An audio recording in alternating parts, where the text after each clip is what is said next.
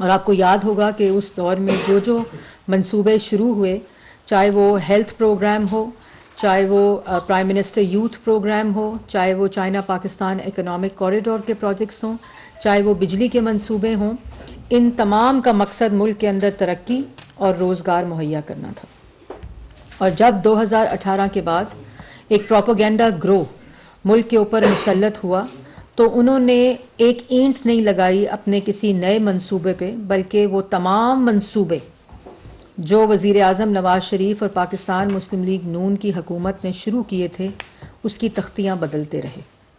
और आज चीख चीख के वही लोग सिर्फ दूसरों के ऊपर इल्ज़ाम तराशी,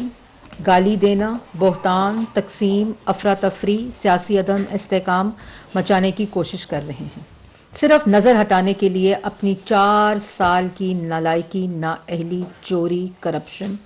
और जो मुल्क के साथ खिलवाड़ खेला गया। आज की प्रेस कॉन्फ्रेंस का मकसद ये है कि आपको जो वज़ीर आज़म नवाज़ शरीफ का प्राइम मिनिस्टर यूथ प्रोग्राम था, जिसको शुरू में इन्हीं लोगों ने, इन्हीं शक्लों ने मुतनाज़ा बनाने की कोशिश की थी, उसका आते ही वज़ीर आज़म शहबाज शरीफ साहब ने उसके रिवाइवल के ऊपर काम करना शुरू किया।